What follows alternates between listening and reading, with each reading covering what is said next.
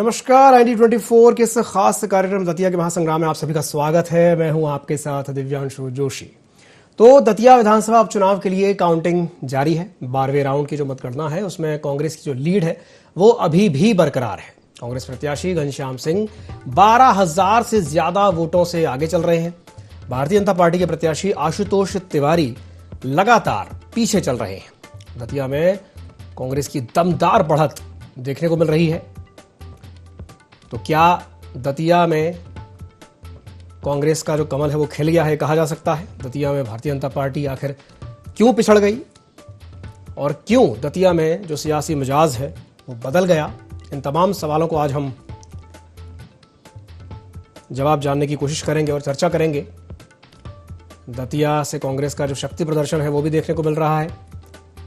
न सिर्फ दतिया प्रदेश कांग्रेस दतिया के कांग्रेस के कार्यालय में बल्कि भोपाल प्रदेश कांग्रेस कार्यालय में भी जश्न का माहौल देखने को मिल रहा है। अब ये जो दतिया से जो संदेश आया है, क्या ये कहा जाए कि इससे मध्य प्रदेश का जो संदेश है वो भी बदल जाएगा? क्या इसे बीजेपी के लिए खतरे की घंटी कहा जाए? और दतिया का जो रुझान आया है ये किसके लिए चेतावनी है? अब आगे क्या होगा? ये तमाम ऐसे बड़े सवाल हैं जो उठ रहे हैं। कांग्रेस जीत की ओर है दतिया में, भारतीय जनता पार्टी हारते हुए नजर आ रही है। कांग्रेस के प्रत्याशी घनश्याम सिंह 12,605 वोटों से आगे चल रहे हैं और अब सिर्फ 3 राउंड की जो काउंटिंग है वो बाकी है। तो वहीं कांग्रेस खेमे में जश्न का माहौल देखने को मिल रहा है, मिठाइयां बट रही हैं और आतिशबाजी करके वहां पर जश्न मनाया जा रहा है। तो ये जो 10वें राउंड की जो स्थिति है इस वक्त आप अपने स्क्रीन पर देख रहे हैं। तो चलिए चर्चा को विस्तार देते हैं। कुछ खास मेहमान हमारे साथ चर्चा में शामिल हो रहे हैं, आपका परिचय करा देते हैं। हमारे साथ चर्चा में जुड़ रही हैं भारतीय जनता पार्टी की मीडिया पैनलिस्ट वंदना त्रिपाठी जी हमारे साथ जुड़ रही हैं और हमारे साथ जुड़ रहे हैं संदीप पाठक जी जो कि वरिष्ठ पत्रकार हैं। दोनों ही मेहमानों का मैं बहुत बहुत स्वागत करता हूं ID24 में। सर आपका भी बहुत बहुत स्वागत है, मैडम आपका भी स्वागत है। चलिए शुरुआत में वंदना जी आपसे कर लेता हूं। वंदना जी, सवाल तो यही रहेगा कि भाई कहाँ कमी रह गई? क्योंकि जिस तरीके के रुझान आए हैं, जो बढ़त मिलते हुए दिखाई दे रही है कांग्रेस को, क्या कहेंगी वंदना जी? जी नमस्कार।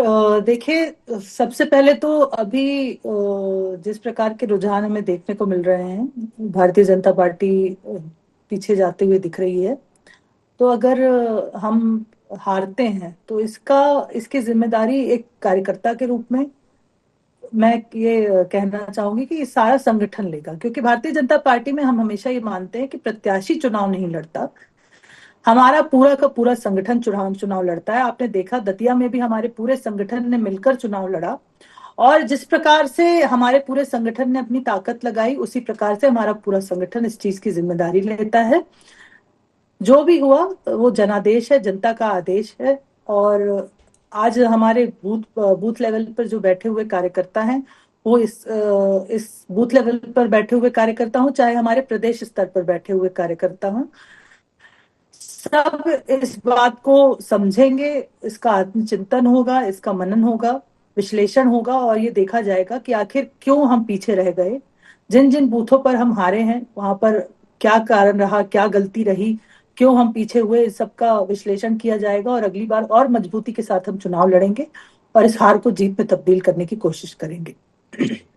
संदीप जी, यही सवाल मेरा आपसे भी रहेगा। आपको क्या लगता है, आपके हिसाब से आखिर कहाँ कमी रह गई और वो कौन सा क्षण था जब ये कहा जाए कि भाई कांग्रेस को इस चुनाव में फ़ायदा मिला? क्या ये कहा जाए कि जनता का जो रुझान कांग्रेस की तरफ ज़्यादा दिखा, या कैसे देखते हैं आप इसे, क्या कहेंगे संदीप जी? देखिए, जो जिस तरीके के रुझान आ रहे हैं और 13वां राउंड चल रहा है, तो इस देख के बात तो स्पष्ट हो रही है कि चूँकि अभी वंदना जी ने कहा कि हमारा संगठन चुनाव लड़ता है और बात सही भी है। और ये भी कई बार अपन चर्चाओं में सुना है कि हमेशा 365 दिन और 24 घंटे चुनाव मोड में सरकार एक्टिव रहती, काम करती है, ये संगठन काम करता है। तो मेरा इसमें ये कहना था कि हम निश्चित रूप से इनका प्रबंधन बहुत तगड़ा है, लेकिन प्रबंधन और कार्यकर्ता मिल के मतदाताओं तक वो बात नहीं पहुंचा पाए जहां तक वो पहुंचनी थी। और इस बार मतदाता शांत था, ना तो प्रादेशिक मुद्दा था, ना कोई राष्ट्रीय मुद्दा था चुनाव में, ना कोई महिला मुद्दा था। तो आप ये देखिए कि जो स्थानीय लोग थे वो बहुत शांत थे और सब पे नज़र रखे हुए थे। और वो ही रुझान आज हमको इस तरीके का दिख रहा है कि जो निरंतर उसकी हर काउंटिंग की जो दौर हैं उसमें जो कांग्रेस को जो लीड मिल रही है उसका ये बात है। रही बात कौशल की, तो अगर कोई ये कहे कि कांग्रेस का मतलब राजनीतिक नेतृत्व या ये चीज़ें उसने उत्साह जरूर बढ़ाया, लेकिन अगर श्रेय जाता है तो वहाँ के स्थानीय कैंडिडेट की इमेज पे, मतलब ये बात गौर करने की दिखती है कि यहाँ पे मतलब क्योंकि दावे प्रति दावे तो सही चाहते हैं। और सबसे बड़ा बात जो मैंने पूर्व में भी कही थी कि ये चुनाव विरोध समर्थन का नहीं था, ये चुनाव था आंतरिक प्रतिशोध का। दोनों तरफ ऐसी परिस्थितियां निर्मित हुई जिसमें कोई ना कोई सेबोटेज किसी को मतलब जो पार्टी से हट गाइडलाइन से बाहर तो होगा। और आप देखिए कि इस मामले में ये संतोष की बात है भारतीय जनता पार्टी के लिए कि हारने के बावजूद भी वो उनके कैंडिडेट नरोत्तम मिश्रा उनके साथ पूरे समय मतलब चुनाव प्रचार में लगे रहे, जबकि घोषणा के पहले भारती जी का निलंबन हो गया। क्या ये कहा जाए कि नरोत्तम जी का जो टिकट कटा ये चीज़ बैकफायर कर गई भारतीय जनता पार्टी को? क्या आप ऐसा मानते हैं? नहीं, निश्चित। मैंने वही तो कहा कि देखिए कार्यकर्ता की दृष्टि में जैसे कहा कि संगठन और कार्यकर्ता में कोई भी प्रत्याशी हो उनके लिए एक बराबर है, ये बात तो बात समझ में आती है। लेकिन वो बात उन आम जनता, वो आम मतदाता के बीच में नहीं पहुंच पाई। वहाँ पे जो विकास को है वो नरोत्तम जी से जोड़ के देखा गया, इसलिए उनको मुझे ऐसा लगता है कि 3 बार के विधायक रहे, वहाँ से उनको एक मजबूत कैंडिडेट के तौर पे देखा गया हो। और बाद में जो इनका सर्वे आया कि भाई उनके मतलब जो भी सुनने में जो बात आई है कि इंटरनल सर्वे से उनकी कोई मतलब हार जीत का मामला कुछ बन रहा था, तो जो टिकट कटने की बात आई और उसके बाद जो विरोध हुआ और जितनी भी चीज़ें हुई, उसी बीच में ये किसान आंदोलन भी का भी एक मैटर आया। हालांकि वो मतलब कोई अप्रिय घटना घटने के पहले समाप्त हो गया वो, तो वो भी सब चीज़ें कहीं ना कहीं ये चीज़ें रिफ्लेक्ट तो करती रही, चर्चाओं में रही, तो जनमानस पे इसका प्रभाव पड़ता है, कहीं ना कहीं पड़ा है इसका। ठीक ठीक। वंदना जी, आशीष तिवारी के चेहरे पर कहीं ना कहीं जनता ने भरोसा नहीं जताया है। मतलब ये कहा जा सकता है कि क्या ये कहा जाए कि कैंडिडेट के सिलेक्शन में कहीं ना कहीं गलती हुई? क्या कहेंगी वंदना जी?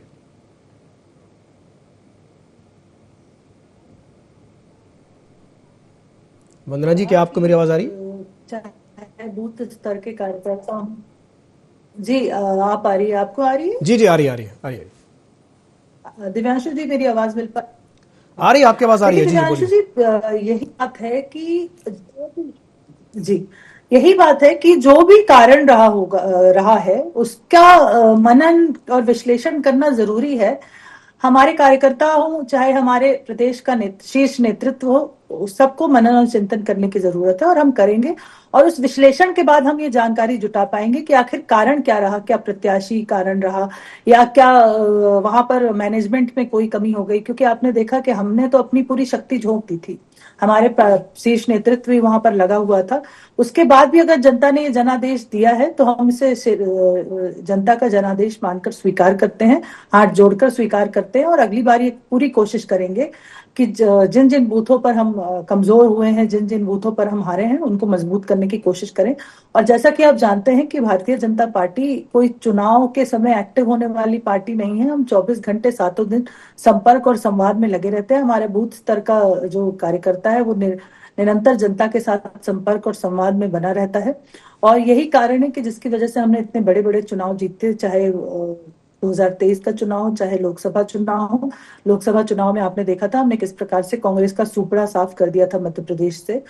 पर आज एक बात दिव्यांशु जी, मैं आपके चैनल के माध्यम से जनता को कहना चाहूंगी, जनता से ये बात बताना चाहूंगी और याद दिलाना चाहूंगी। और मुझे लगता है कि वरिष्ठ पत्रकार महोदय भी मेरी बात मानेंगे कि जब जब कांग्रेस पार्टी जीत जाती है तो कांग्रेस पार्टी अपने नेताओं को, अपने प्रत्याशियों को या राहुल गांधी जी को कारण बताने लगती है। लेकिन जब जब कांग्रेस पार्टी हारती है तो ईवीएम पर ठीकरा फोड़ देती है। आज ईवीएम की दुहाई क्यों नहीं दे रहे, आज ईवीएम की बात क्यों नहीं कर रहे?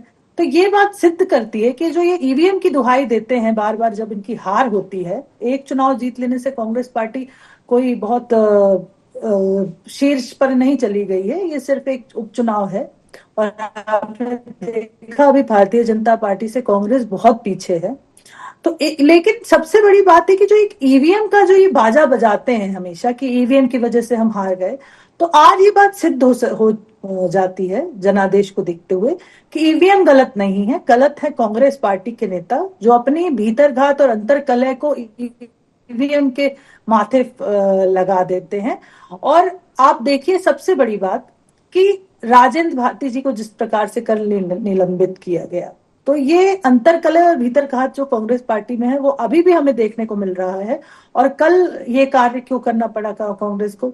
क्योंकि कांग्रेस पार्टी ने तैयारी कर ली थी कि अगर वो चुनाव हारे तो राजेंद्र भारती ईवीएम और इन सबके ऊपर ठीकरा फोड़ देंगे। तो ये बात जनता को जानना बहुत जरूरी है कि ईवीएम में कोई गलती नहीं है, गलती कांग्रेस पार्टी के नेताओं के जो वक्तव्य है उनमें, और गलती है उनकी सोच में। अगर ईवीएम कारण होती तो आज ये चुनाव का कुछ और परिणाम होता।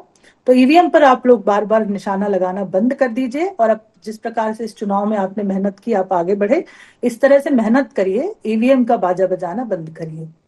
ठीक है संदीप जी, ईवीएम का बाजा करें कि ईवीएम का बाजा नहीं बजाना चाहिए, बहुत हो गया ईवीएम, ये इस चुनाव ने सिद्ध कर दिया, क्या कहेंगे?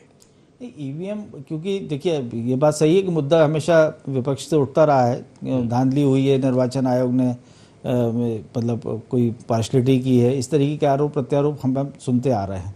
ये बात एक अलग है, क्योंकि यहाँ वो बात तो बिल्कुल सही है कि ये ठीकरा फूटने से बच गए, मतलब ना प्रशासन के ऊपर कोई उंगली उठी, क्योंकि कांग्रेस प्रत्याशी से भी जब किसी हमारे पत्रकार साथी ने सवाल किया था कि आपको प्रशासन तो नहीं, बोले प्रशासन और हमको सर इसके निर्वाचन आयोग से कोई शिकायत नहीं है, तो ये उन्होंने बीच में एक वक्तव्य भी दिया था। तो उस हिसाब से तो लोकतंत्र के लिए अच्छा है, यदि पक्ष विपक्ष दोनों को दिक्कत नहीं है तो ये तो बहुत अच्छा माना जाएगा। लेकिन यहाँ पे एक बात मुझे ऐसा लगता है कि हमने पिछली कई चुनाव घोषणा, मतलब चुनाव के भाषणों में, इनके प्रचार प्रसार में एक चीज़ कहीं सुनने में आई थी कि पिछली गलती जो जनता ने करी थी वो इस बार नहीं करेगी। तो मुझे लगता है कई बार क्या है, अति महत्वाकांक्षा, अति उत्साह में, अति महत्वाकांक्षा में कई बार कई स्टेटमेंट ऐसे हो जाते हैं जो उल्टे बैठ जाते हैं। क्योंकि मेरा मानना है कि जनता जो भी करती है वो आखिर जनता ही जनार्दन है, तो मुझे लगता है कि जनता गलती नहीं करती, गलती हमारे प्रबंधन में हो सकती है, हमारे राजनीतिक कौशल में हो सकती है, हमारी मतलब सोच वहाँ तक कम्युनिकेट करने में, क्योंकि वो तो एक सामान्य मतलब नागरिक है देश का, उसको अपने अच्छा बुरे के हिसाब से जो नीति आपने तय करी, जो सरकार आती जाती रहती है, जैसे मैंने कहा ना, सरकार आती जाती रहती है, विकास निरंतर है, विकास कभी पीछे नहीं हटता, अवरुद्ध भी नहीं होता है, धीमा तेज हो सकता है, मतलब परिस्थितियों से यह है कि कोई अच्छा नेतृत्व आ गया तो उसने बहुत गति से काम करवा दिया, और नहीं तो जो एक सरकारी तंत्र अपने तरीके से चलता है, धीरे धीरे चलता रहता है। तो मेरा ये मानना है। तो ये चुनाव में आत्मविश्लेषण तो मुझे लगता है कि चूंकि भारतीय जनता पार्टी में तो हर चीज़ बहुत सोच विचार के होती है, और कैंडिडेट के चुनाव में भी बहुत R&D हुई होगी, कोई अचानक किसी को लाभ हानि को देखते हुए नहीं कोई कैंडिडेट डिक्लेयर होता है। संगठन में भी आशुतोष तिवारी एक अच्छी स्थिति है, एक अच्छी छवि लेके रहते हैं, लेकिन वो परसेप्शन जनता के बीच में नहीं पहुंच पाया, मेरा सिर्फ ये कहना है। और ये जो जिस तरीके के प्रचार हुए कि वहाँ कुछ काम नहीं हुआ 2.5 साल, ये नहीं हुआ, ये सब चीज़ें वहाँ मतलब कहीं तक मैसेज आम लोगों तक नहीं पहुँचा, ये बात मुझे लगता है। नहीं, जैसे आपने कहा ना कि भाई गलती संगठन से हो सकती है, जनता से नहीं, तो इसको ऐसे कह सकते हैं कि भाई एक व्यक्ति गलत हो सकता है, 10 या 20 या 50 लोगों का संगठन गलत हो सकता है, लेकिन वो जो वहाँ लाखों की संख्या में वो जो जनता है जो वोट कर रही है, वो गलत कैसे हो सकती है? दतिया में कांग्रेस की जो बढ़त है या जो कांग्रेस के पक्ष में जो परिणाम आया है उसे किस रूप में देखा जाए, और क्या ये कहा जाए कि दतिया के परिणाम के बाद जो मध्य प्रदेश का जो संदेश है वो बदल जाएगा? क्या इसे भारतीय जनता पार्टी के लिए अब खतरे की घंटी कहा जाए? ये तमाम तरह के वो सवाल हैं जिनका हम जवाब जानने की कोशिश करेंगे। तो चलिए, हमारे साथ ज्योति जी भी जुड़ गए हैं। ज्योति जी, स्वागत है आपका ID24 में। नमस्कार जी ज्योति जी, सबसे पहले तो आपको बहुत बहुत बधाई हो जो परिणाम आया है दतिया का, उसके लिए। और इस परिणाम के बारे में आपकी पहली प्रतिक्रिया क्या रहेगी, हम आपसे जानना चाहेंगे। जी ज्योति जी। देखिए, सबसे पहले तो मैं ये जो बधाई है, बधाई की पात्र दतिया की जनता है। दतिया की जनता ने ये संदेश दिया है कि यदि इस प्रदेश के अंदर यदि कुशासन होगा, यदि भ्रष्टाचार होगा, यदि किसानों को प्रताड़ित किया जाएगा, परेशान किया जाएगा, यदि मजदूरों को परेशान किया जाएगा, जो जनहितैषी योजना है उनको आंकड़ों में कुछ और दिखाया जाएगा और वास्तविकता में कुछ और, तो निश्चित रूप से दतिया की जनता ने जिस तरीके से जवाब दिया है, ये कहना चाहिए कि दतिया तो अभी एक झांकी है, मध्य प्रदेश पूरा जो है अभी बाकी है। जी जी जी, दतिया अभी झांकी है, मध्य प्रदेश पूरा का पूरा बाकी है। संदीप जी के पास वापस जाना चाहूंगा। संदीप जी वो कह रही हैं कि दतिया तो अभी झांकी है, मध्य प्रदेश पूरा बाकी है। इसी से जुड़ा हुआ मेरा आपसे सवाल है कि क्या ये जो जीत है एक मॉरल बूस्टअप करने का काम करेगी कांग्रेस के लिए? क्योंकि देखिए, जो बात अभी जैसे वंदना जी कह रही थी कि भाई हमने बड़े बड़े चुनाव जीते, ये छोटा सा उपचुनाव था, हम हार गए, ठीक है हार गए, लेकिन ये जो जीत है कांग्रेस की, जो जीत है कहीं ना कहीं क्या ये कहा जाए कि संजीवनी की तरह काम करेगी आने वाले विधानसभा चुनाव के लिए और चुनावों के लिए? ये बहुत सही आपने बात कही। कांग्रेस के लिए चुनाव जो था करो या मरो का था। बिल्कुल। भारतीय जनता पार्टी के लिए ये प्रतिष्ठा की बात हो सकती थी, लेकिन करो या मरो की स्थिति भारतीय जनता पार्टी के लिए ये नहीं थी। और उपचुनाव अमूमन सत्ताधारी संगठन ही जीतता आया है आमतौर पे, लेकिन अपवाद स्वरूप और भी हुए हैं कि जहां विपक्ष को भी जीता है।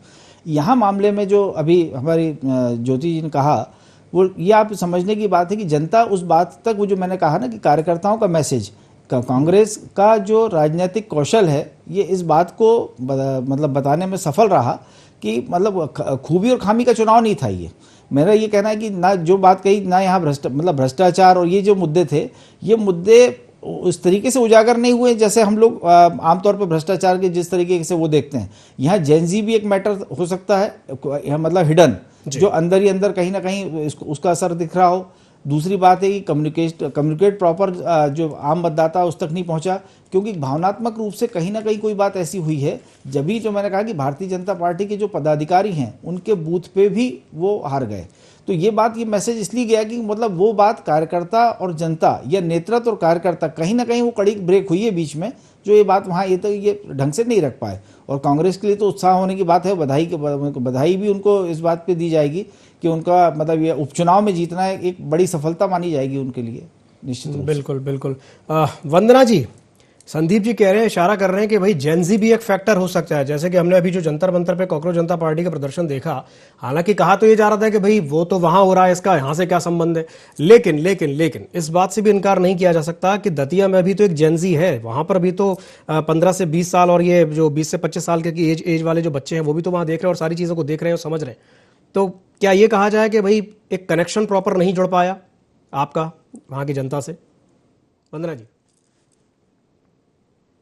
दिव्यांशु जी, देखिए, फिर से मैं ये बात रिपीट करना चाहूंगी, क्योंकि ज्योति जी नहीं जुड़ी थी और उन्होंने ये बात शायद नहीं सुनी, कि हमने बड़े बड़े चुनाव जीते हैं। और हमने मध्य प्रदेश का विधानसभा चुनाव हो या लोकसभा चुनाव हो, लोकसभा चुनाव में तो हमने कांग्रेस का सुपड़ा साफ कर दिया था। तो एक उपचुनाव हार जाने से कांग्रेस पार्टी शीर्ष पर चली जाएगी और हम फर्श पर आ जाएंगे, ऐसा नहीं। आज भी कांग्रेस पार्टी हमसे बहुत पीछे है और कांग्रेस पार्टी को बहुत मेहनत करने की जरूरत है। भारतीय जनता पार्टी में एक कार्यकर्ता के रूप में मैं ये बात मानती हूं कि हो सकता है कि हमसे कहीं चूक हुई हो, लेकिन हमने जेनजी से भी कनेक्ट किया है, हमने युवाओं से कनेक्ट किया है, हमने महिलाओं से कनेक्ट किया, हमने अपने अन्नदाता से भी कनेक्ट किया है और हमने सारी जनता से कनेक्ट किया है। हमारा तो जो चुनावी जो नारा है वही हम यही कहते हैं कि हमारी 4 जातियां हैं, गरीब, युवा, अन्नदाता और नारी। तो जब हम गरीब, युवा, अन्नदाता और नारी के कल्याण की बात करते हैं, उनके कल्याण के लिए कार्य करते हैं, तभी जनता जाकर हमें जनादेश देती है। और आज भारतीय जनता पार्टी की जो सालों साल से सरकार मध्य प्रदेश में आप देख रहे हैं, वो उसी का कारण है कि जो हमने विकास के कार्य किए हैं।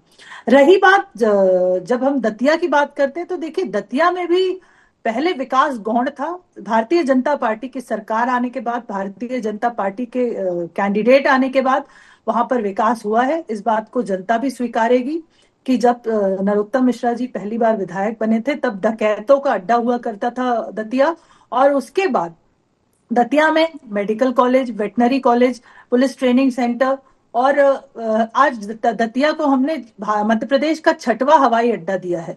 तो एक छोटे से जिले में 6वां हवाई अड्डा होना भी एक बड़ी अपने आप में बड़ी उपलब्धि है।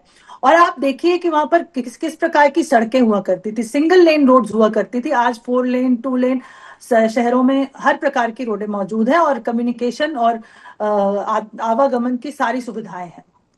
तो जो दतिया इतना पिछड़ा हुआ था उसे हम इतना आगे लेकर आए, इसीलिए हमने विकास के मुद्दे को सबसे सर्वोपरि रखा, विकास के मुद्दे पर चुनाव लड़ा और विकास के मुद्दे पर हमने वोट मांगा। अगर हमसे कहीं गलती हुई तो उसका, जैसे कि मैंने कहा था, कि उसका विश्लेषण करेंगे, उसका मनन चिंतन करेंगे और अगली बार जिन जिन बूथों पर हम कमजोर रह गए हैं वहां पर मेहनत करके हम इस हार को जीत में तब्दील करेंगे। चलिए ठीक है। ज्योति जी क्या कहेंगी वंदना जी की बात पर? वंदना जी की बात बहुत ही गौर से सुन रही थी और उन्होंने कहा कि दतिया की जनता का ने विकास देखा। दतिया की जनता ने आपने कई तमाम चीजें गिनाई, रोड और एयरपोर्ट और तमाम चीजें गिनाई, परंतु आप ये बताइए, आपने कहा कि नरोत्तम मिश्रा जी ने बहुत विकास किया, तो जब नरोत्तम मिश्रा जी ने विकास किया था तो फिर नरोत्तम मिश्रा जी का टिकट क्यों आपने काटा? फिर नरोत्तम मिश्रा के चेहरे पर आपको चुनाव लड़ना चाहिए था। खैर, इसको छोड़ते हैं क्योंकि अब ये बात कहीं पीछे निकल चुकी है।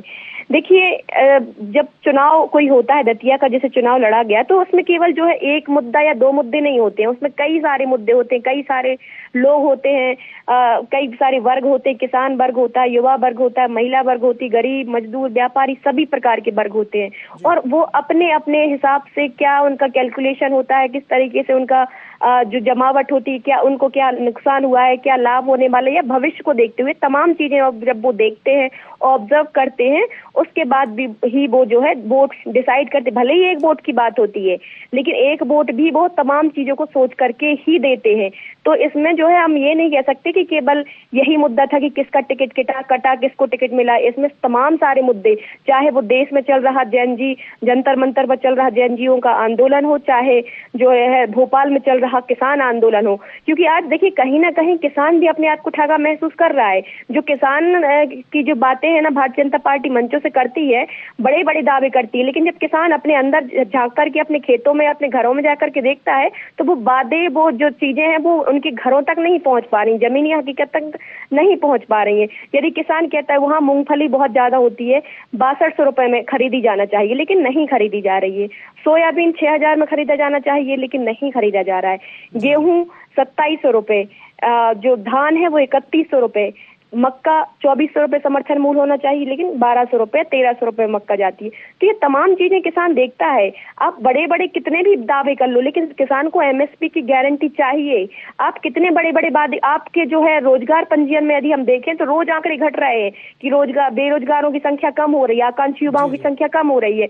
लेकिन जब आपके लोग प्रचार करने के लिए गए होंगे दतिया और उन्होंने आंकड़े बताए होंगे कि ये देखिए हमारे यहाँ से जो है लगातार जो है रोजगार मिल रहे हैं, तो दतिया के लोगों ने कहा होगा कि भाई बताइए ना कि हमारे दतिया से तो किसी को रोजगार नहीं मिला। तो ये तमाम चीजें जो है फैक्टर मैटर करती हैं। जी ज्योति जी, आपको रोकना चाहूंगा। एक बड़ी खबर आ रही है इस वक्त की, 13वें राउंड की जो गणना है वो फिनिश हो गई है। 13वें राउंड की गणना हो गई है और 11,000 वोटों से कांग्रेस आगे चल रही है। तो अपने दर्शकों के लिए मैं बताना चाहूंगा कि 11,000 वोटों से कांग्रेस जो है वो आगे चल रही है। जी ज्योति जी, अब आप कंटिन्यू कीजिए।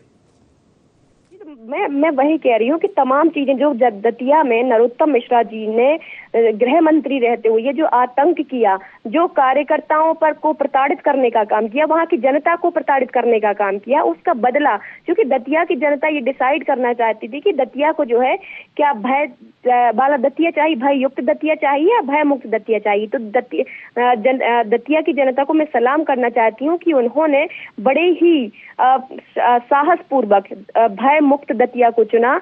उन्होंने इस चीज को बताया कि इस जो चुनाव में धन बल और जो सरकारी तंत्र का दुरुपयोग किया गया है उसको किस तरीके से परास्त किया।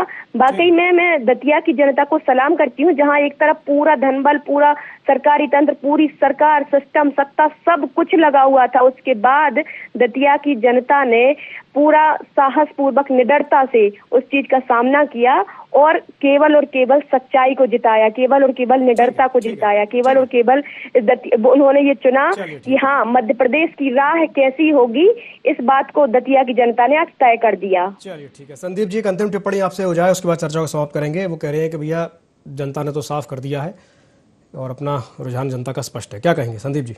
देखिए, स्पष्ट है यहाँ पे दोनों पार्टियों को, संगठन के, जो अभी वंदना जी ने कहा कि उन्होंने बहुत देश में जैसे लोकसभा की बात कही, विधानसभा की बात कही है, बहुत सारे चुनाव जीते हैं।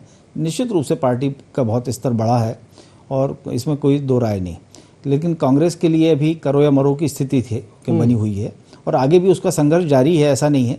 तो मुझे इनको देख के सिर्फ ये कह सकता हूँ कि ये भारतीय जनता पार्टी के परिप्रेक्ष्य में ये है कि जीवन में संघर्ष है और संघर्ष होता रहता है, और कांग्रेस के परिप्रेक्ष्य में ये है कि संघर्ष ही जीवन है।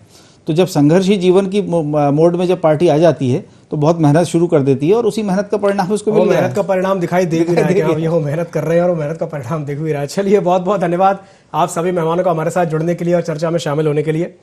तो जैसा कि संदीप जी ने कहा कि भाई भारतीय जनता पार्टी के लिए तो ये करो या मरो जैसा चुनाव नहीं था। हाँ, कांग्रेस के लिए ज़रूर था, और कांग्रेस ने मेहनत की और उसका जो परिणाम आया है वो हर बधाई के हकदार भी हैं। और हम उम्मीद करते हैं कि कांग्रेस आगे भी इसी तरह से मेहनत करेगी और एक टफ फाइट, एक कड़ी चुनौती भारतीय जनता पार्टी के लिए 2028 में पेश करेगी। तो ID24 की इस खास पेशकश में फिलहाल के लिए इतना ही। खबरों का सिलसिला लगातार जारी है, बने रहिए ID24 के साथ। नमस्कार।